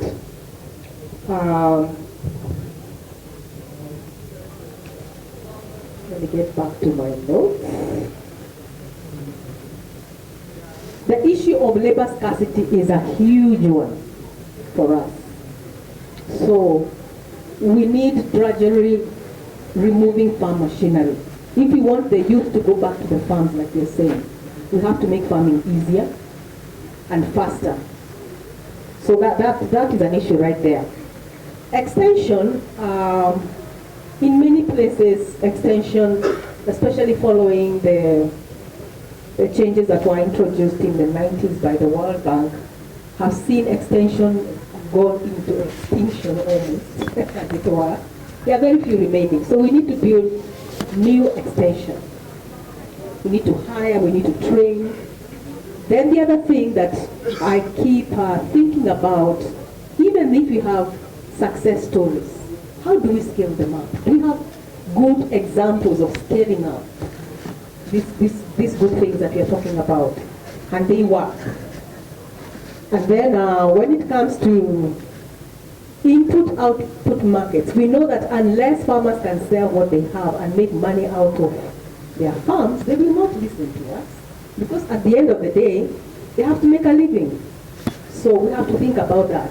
And are we thinking ahead such that with these good interventions, there's going to be more produce? Are we thinking about agro-processing? Are we thinking about trade? Because if a farmer has too much and they cannot do anything about it, it will go to waste, and then we discourage them, go back to square one. So we need to think ahead. Thank you very much. I'm not done. I'm not done. Another one. Summarize for us, please. Yes, research. We need to think about staff, labs. Of course, I think that one you have already said. There are two things we need to do more. Then we need to document what is working. Let's not forget about documentation. Let's write up the good success stories, and of course monitor success in terms of if you are making progress in making sure that soil health is happening. How can we tell that year 1 we started here, year 20 this is where we are? What are these indicators that you are going to use to tell us to do that? And then let's have a vigorous monitoring and evaluation plan all the way from country level to the continental scale. And then the other thing that keeps worrying me, will donors hang in there long enough to see a change? So fertility does not change very quickly. It might take 10, 15 years. Who is willing to hang in there with you for that long in terms of funding? Thank you very much, Dr. Muruki. We hear you very well. To our model farmer, Albert, in brief, as an organic farmer, can you share with us a few main challenges that you face in your efforts to maintain soil health and increase productivity? And once you share that, you also let us know what will you advise the governments and the development partners that are in this platform, that are in this summit, in terms of supporting, what efforts or strategies should they put in place to support farmers in terms of maintaining soil health? In brief, I know you can talk, but be very brief. Yeah, very briefly, thank you very much. Now, when my senior colleague, Dr. Mdavi, was giving us the facts from Uganda, he painted a picture that we're doing really well organically, but as a farmer, I can tell you it's hustle and flow down there in the gardens. A lot of challenges. Now, challenge number one is the burden of science now. I think my young colleague talked about the quality now of the input. Yes, I want to apply this to improve the health of the soil on my farm. But now, where is the science to tell me that my soil needs the potassium, not a whole lump sum of an NPK, bag or something like that? Now, this also captures the issues of pH. A farmer does not have that capacity. So when I plant, I apply. You told me you gave me biochar. I apply, it doesn't work as good as the the conventional worked last season, I mean, I will be hesitant. The farmer will be hesitant and say, let me go back to the other, because the basics are not there. You know, now I cannot test. I don't have the testing kits, so I'll guess around. If it doesn't work, I'll be going back. So the burden of assuring the quality of the inputs. Now that comes also crosses over to the burden of cost versus availability. You know, we are dealing with bulk. And most of our farmers, you know, I deal with farmers. I'm a farmer trainer and I have a big yes group. We are farmers. You know, we are so reluctant in dealing with things that are dragging. My senior colleague has talked about the drudgery. You know, you have to apply 10 tons in 1 acre when the other guy is going to apply 100 kilos, you know. So the mind of this farmer will say, what am I doing in all this? You know, the farmer who has not converted, if may I convert, definitely, I know I'm building the soil for the next generation. But these are the challenges down there. So you'll say, can't you condense that full truck into 1 bag and I can buy at a cost lower or even equivalent to the guy next door, the conventional guy. So that's a challenge also. It also comes to the challenge of the premiums these products fetch in the market. You know, it's so disturbing to a farmer. You have labored to teach and empower on making a bio-enriched compost to manage their farm, told them to make a fertilizer, or rather a pesticide or herbicide. At the time they go to the market, you know, they'll be fighting for the same space with the conventional guy who put in a penny. You know, he has invested a lot, but they are fighting for the same market space. So this person will be discouraged to use what will build the soil health and go back to the other thing, because anyway they are fighting for the same space. So what I would advise our senior colleagues, our colleagues in partnership and governments, my colleagues have all talked about champion the innovation, the knowledge, partner. You know, back in my country, when we're out there in the fields, village by village, you find yourself fighting for space with the government paid extension worker. His mind is taught to go and teach the basics. We must bring seed, food security, food safety, this, but what's the quality of the food? What's the quality of the land on which you're practicing? So they tend to neglect us who are like champions. So if the collaborations could be like geared and empowered, our development partners, the governments, to intentionally disseminate this organic agriculture knowledge to the farmers, especially dealing with the unit, the farmer family now. So that's why it starts, and we shall make headways. Definitely, the doctor talked about, I mean, the farmer hustles to find a way of getting their own fertilizer that is going to enhance the soil. And they'll say, okay, where am I going to get the money anyway? Let me go back to something that will take me just 30 minutes to have a solution. So they need to be funded, because we are dealing with things that are bulky and take time. Those farmers don't have the patience, leave alone us who are endeavor, but we don't have too much patience. So if we could, I thank Biovision through the Knowledge Hub for Organic Agriculture in East Africa. We have disseminated this knowledge heavily, really heavily. But the guys we teach out there, my fellow farmers, you walk away, the next day you come, I said, man, those things take a lot of time, I will not wait. But we hang on and impart the knowledge. So partnerships in knowledge dissemination, intentional. Thank you very much, Albert. Thank you very much. I wish we can listen to you a bit longer. I just want to give Dr. Kiboi just give us a parting shot to the participants of this session, and of course, you know, some of the actions that you'd like to see going forward in this summit. It's brief, like in 1 minute. Thank you very much. I think that's quite a task for me. But one of the things that I would like to say is that in the midst of all this facing us are many challenges: climate change, and then there is the low soil organic matter. We have something called population growth, and this has made us move into the marginal lands.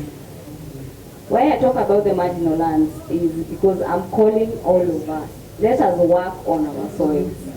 soils is the way of life, because when our farms go down in terms of soil health, the marginal lands, remember, they do not have good soil health, then we continue with the same problem of food insecurity, low, the livelihoods of most of our population is down, looking at the farmers who are 80% of the smallholder farmers that we have. And this is something that I am calling on everyone. It is now time. The time is ripe.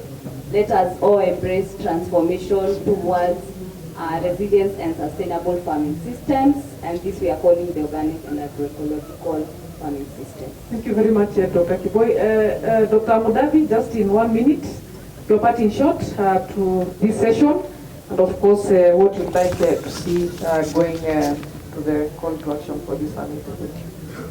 Yeah, thank you very much, moderator.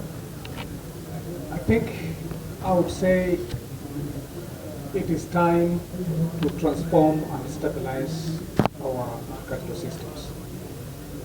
And it's not going to be business as usual in terms of focusing on one type of intervention. Chemical-based agriculture has a role, has a place, but certainly in these current moments, it's not sustainable. So going for more sustainable solutions, whereas some of them might take time, but the benefits are huge. And the benefits are likely to last long for us and also for future generations. So for me, going for a very integrated approach to ensure that soil, the foundation of life, is well looked after, and diversifying our enterprises so that we are cushioned at a time when others have failed is the best way to go. So for me, I feel this session is very important. We look at how we can address our issues of food security. We also need incomes. We also need to ensure that our environments can continue to support what we are doing. Thank you for this session. I think it is the right thing to do, and in the theme of this summit, integrating what scientists do and integrating what farmers do, I think it is very important. And in between, our policies can help to strengthen these relationships so that we can have economies that respect the environment, economies that are conscious of the growth, and economies that are also conscious about sustainability. Thank you. Thank you very much. And we've ended this session. Thank you very much, our panelists. Thank you very much, our participants. We do not have time for questions, but our experts are here. You can interact with them. Did you know that every time we sit down to eat, it's a thank you to the farmer? So today, we hold the hand of the farmer with the help of the Biovision Africa Trust. We are going to hear what do they have in hand, what technologies do they have for the farmer, what plans do they have to help a farmer here in Kenya, here in Uganda, Tanzania. What do they have in place for us? What do we have that we may help this farmer to organically produce their products? And then when here we are talking about a farmer, we are talking about the economy. We are also talking about the whole world at large, isn't it? So today we are having Mr. Francis Nsanga today to have a talk to take us through what they have as an organization for us as farmers outside there. Okay. My name is Francis Nsanga, and I work with Biovision Africa Trust. Biovision Africa Trust. Yes. Yeah. Based here in Nairobi, but working in about 9 countries in Eastern Africa. We work with partners in those countries. And at Biovision Africa Trust, our role, our focus is to help the farmer to grow their food organically. So we promote organic agriculture and agroecology in the 9 countries that we've talked about. And we have 3 major initiatives that we are working on. One of them is the Farmer Communication Program, and the second is the Ecological Organic Agriculture Initiative, which is in about 9 countries. and the third is the knowledge hub for organic agriculture in Eastern Africa. Thank you so much. I'd like him to like tell us more about these three initiatives that they have for the farmers. Tell us again. Yes. So the first initiative is the Farmer Communication Program. Farmer Communication Program. The second one is the Ecological Organic Agriculture Initiative. And the third is the Knowledge Hub for Organic Agriculture in Eastern Africa. Thank you. So you're free to start at any point that you want us to hear. Yes. Yeah. So I will start a little bit with the organic, the Farmer Communication Program. The Farmer Communication Program, as the name of the initiative, the program goes, it's the farmer communication. You know, the farmer communication is at the center of what we do in the Farmer Communication Program. And one of the flagship, I can say, products that we take to the farmer is the TOF magazine, the Organic Farmer magazine. And the TOF magazine is distributed in Uganda, Kenya and Tanzania. In Tanzania, it is actually in Kiswahili. In Kiswahili? Yes, Mkulima Mbunifu. And here in Kenya? Here in Kenya is in English, and in Uganda is in English. So the version of the TOF magazine in Tanzania is called Mkulima Mbunifu. And this magazine goes out every month, and it goes to farmers highlighting agroecological practices, farming practices that help farmers to grow food sustainably, but also to grow food that is healthy for their nutrition. I have a question for you. I may just interrupt, just curious. Yes. So when you are submitting this what are they called? That is the TOF magazine. The magazine to the farmers. You say it's every month. Yes. So are these magazines every month like published, and do we add new things that are upcoming? Yes.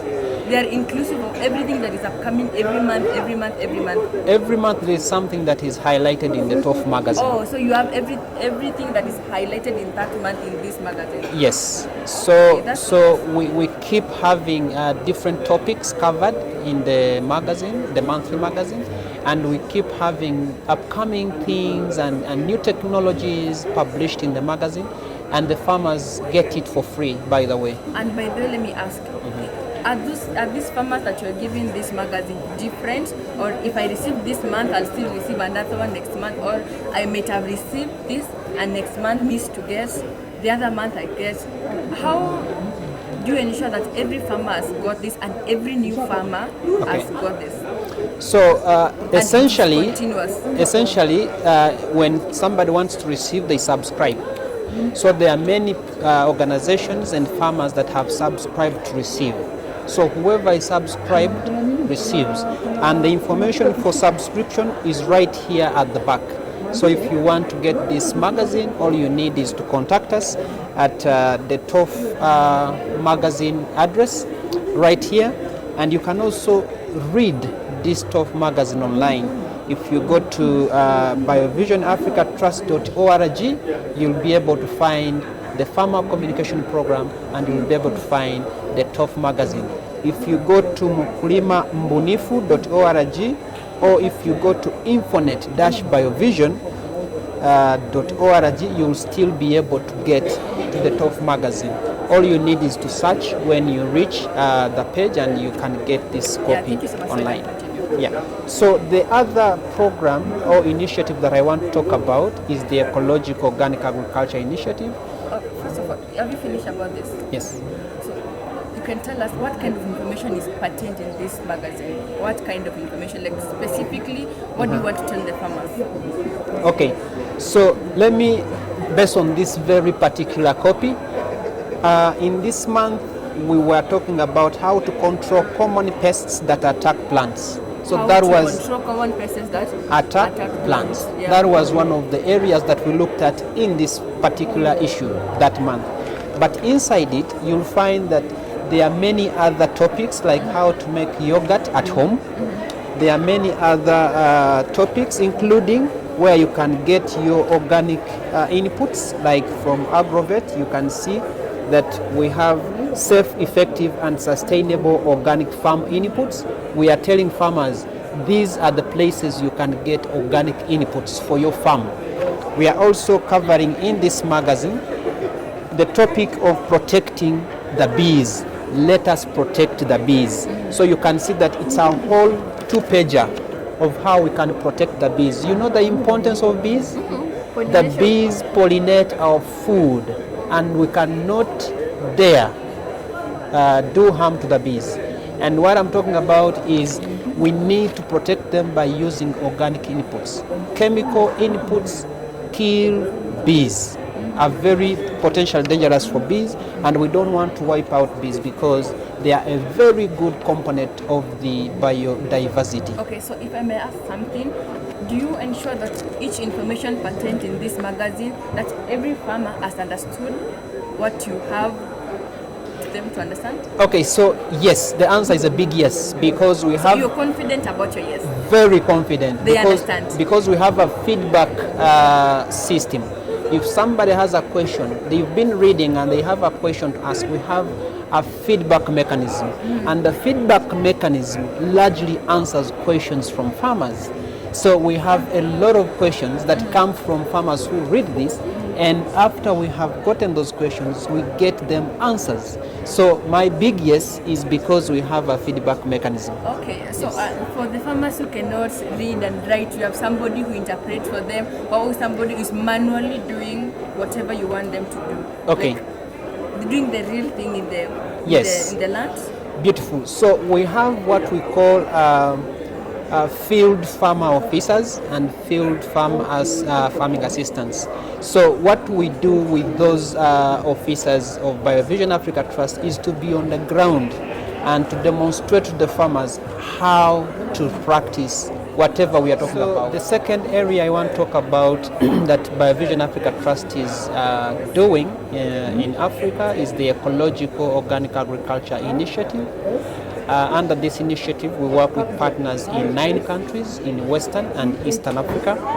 And this initiative is a decision by the African Union to have ecological organic agriculture promoted in Africa. So at the moment, we have done 2 phases of this ecological organic agriculture initiative, and we are going into the 3rd phase. And we have in this initiative focused on policy formulation and helping partner countries develop enabling policies for the agroecological sector. So countries have come up with different avenues, and some of them have actually developed policies in the area of organic agriculture and agroecology. For example, Uganda has already developed a policy. Of course, it took so much time, but with the support from initiatives like the Ecological Organic Agriculture Initiative, Uganda was able to have its policy approved by the cabinet. All the other countries, Tanzania, Rwanda, Kenya, and in Western Africa, are all working around promoting and having their policies approved. And now I want to talk about the Knowledge Hub for Organic Agriculture and Agroecology in Eastern Africa, where I lead on the implementation of this project. This project started way back in 2019, and we are in 5 countries. We are in Kenya, Uganda, Tanzania, Rwanda, and Madagascar. What do we do in this project? We do promote organic agriculture and agroecology through 4 focus areas. The first focus area is generating and validating knowledge on organic agriculture and agroecology. You said generating that? Generating and validating. And validating. Yes. Organic agriculture knowledge from partners and make it available for farmers to access. The knowledge products that we validate in this focus area, we put it or we upload those knowledge products on the digital platform. We call the Continental Digital Platform. So we have so many products right now already uploaded, and farmers anywhere on the planet can access. Okay, and then in this particular focus area, we also work with master trainers and multipliers and farmers to promote and disseminate, which I'm going to talk about in the focus area number 2. In our focus area number 2, we are focused on capacity building and dissemination. Capacity building and dissemination. Yes, under capacity building, I want to demonstrate to you the framework we have, the structure we have that helps us to effectively do capacity building for farmers. So we have what we call the farmers, the taught approach, the training of teams of trainers, taught approach. On the top of that approach, we have the master trainers who we trained at regional level. So the 5 countries that I mentioned, each of those countries provided 6 master trainers. And in total, we have 30 master trainers from 5 countries of Uganda, Kenya, Tanzania, Rwanda, and Madagascar. So those 5 countries giving us 6 each, we come up with 30. So those master trainers were trained and they went back to their countries and they trained agroecology actors or agronomists who we call multipliers. So the multipliers go down and train the farmers at community level. So that is the cascade that we have in the region. Master trainers, multipliers at country level, and farmers at community level. Now, how do we do it? We do it by training the master trainers that we did in the beginning, and the master trainers train the multipliers, and the multipliers train the farmers in organic agriculture and agroecological practices. Okay, if I may ask, in this system of training, how do you ensure that the information passed from the top is the same information flowing back to the community level? Do you have some audit forms, practices that you ensure that whatever you taught the multiplier at the top level is the same as the community level? Okay, so we have a monitoring and support supervision system and framework within the project, and we ensure that what is actually put to, what is told to the master trainers is actually what is transmitted or rather disseminated to the farmers. We have a particular format we follow. We don't just handle everything the way it comes. We have a particular model that we use and we follow. We have a curriculum. We have areas of focus when it comes to capacity building. What areas do we focus on and how do we deliver? Bottom line is that we promote organic agriculture and agroecological practices in everything that we do. Yes, so at community level, these farmers are now, some of the communities that we work with have organized farmer groups, and these farmer groups have specific needs, and we address those needs based on what they need, and they present as their challenges. And then the third focus area for our knowledge hub is market development and networking. So in market development, we support farmers to find market for what they produce. In which way? By supporting them to network. If you see right now what we have right here are multipliers. These multipliers are from countries that we work with on the Knowledge Hub project. So they are here to showcase what they do in their farming communities. We have multipliers from Uganda, from Tanzania, from Kenya, and they are all here to showcase what they do with their farming communities. And so bringing them here is helping them to come to spaces that matter and network. So we are developing markets for what they produce, but also facilitating their networking with other, like-minded organizations, like-minded individuals and partners.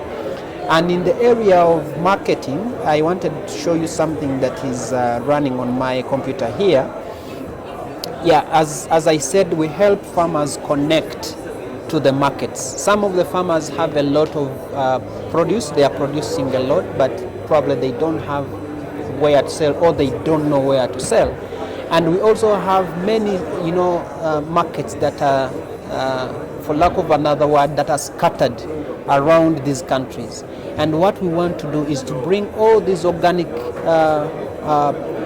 markets that are selling organic produce into some kind of network, and so that we can now help them and facilitate them to reach to the customer more easily, and also create the awareness and have them sell their produce.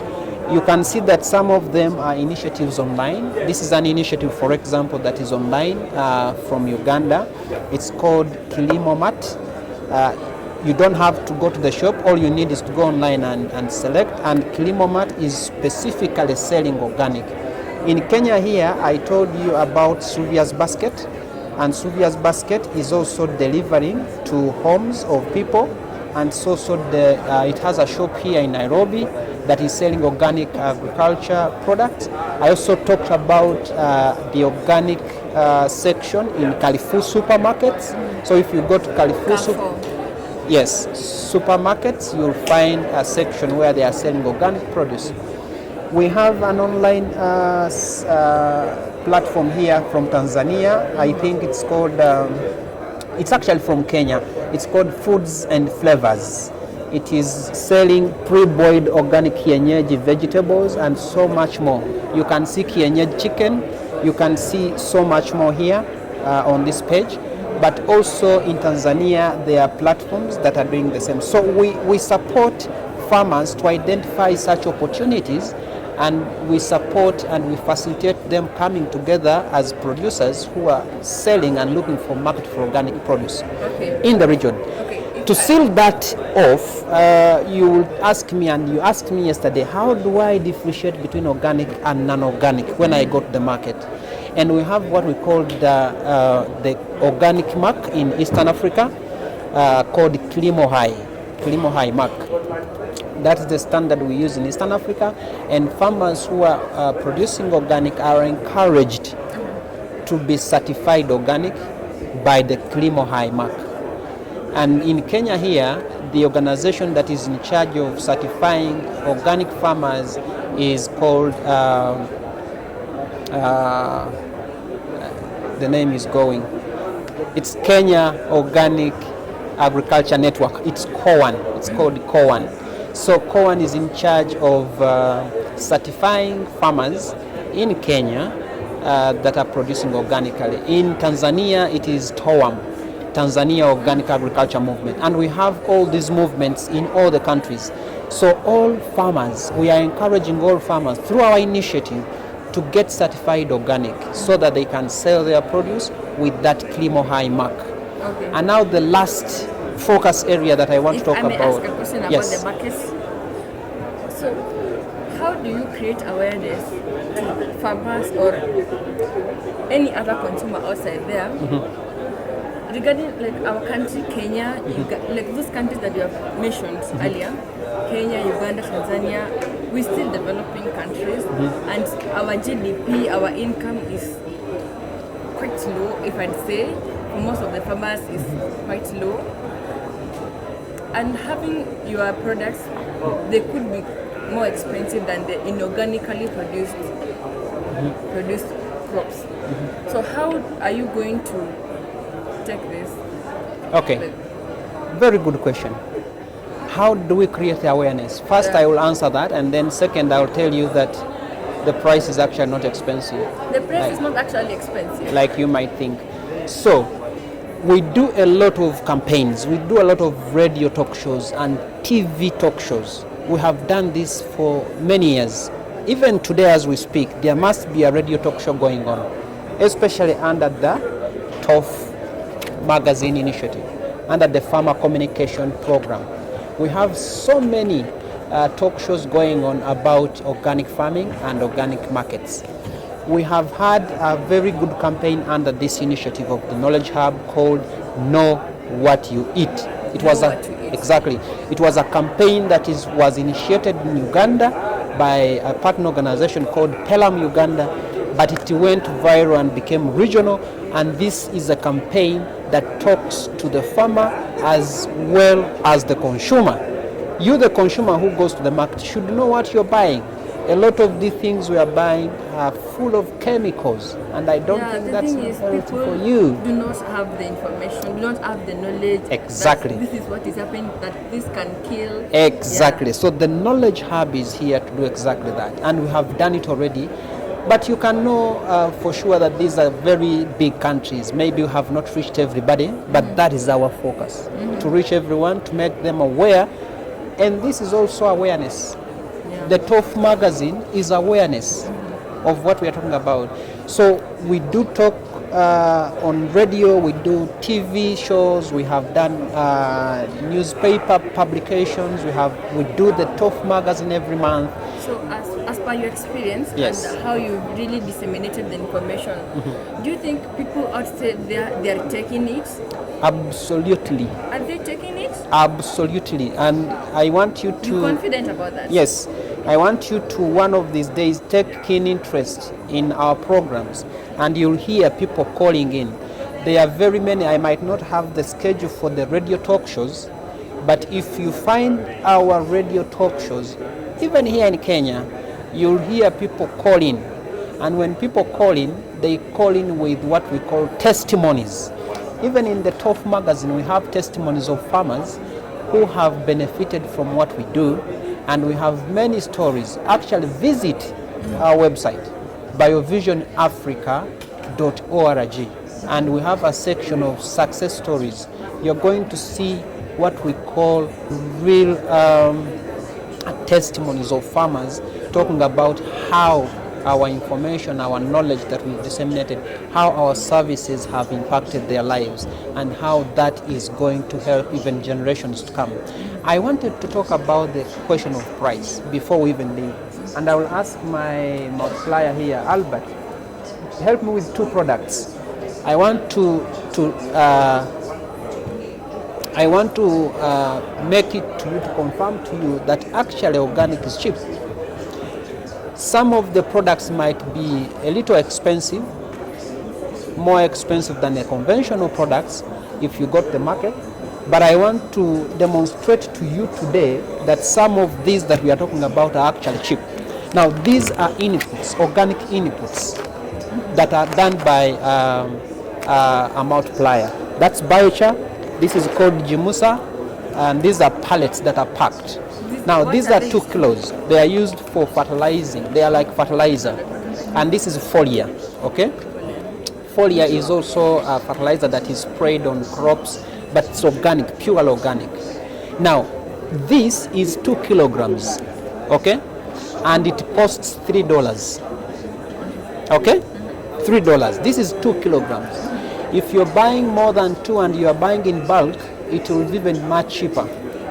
The same quantity for the chemical fertilizer is $6. $6. So it is double the price. So which one is cheaper? All in the Eastern Africa? Yes, everywhere you go. If you want to test that, go and ask for fertilizer and ask how much it is per kilo. Around anywhere, even in Nairobi here, if you find a shop that is selling, ask them how much is per kilo for any type of fertilizer, and this is $3. You have my contact. Let me know if they are cheaper. Okay? We'll investigate on that. So I demonstrate to you that organic is actually cheap. Secondly, these are the ones that have been packaged for sale, but we train our farmers to do their work themselves. If you see in this picture, the farmer is producing the manure by themselves. If you see in that picture, it's the same thing happening. If you see this side, they are doing bokash manually and within their community using available resources. And so I don't know how cheap you want it to become, but if they are using local available materials, only putting in their skill and time, I think that's very cheap. There's nothing cheaper than that. And when it comes to food, it is very, in my country, I buy organic.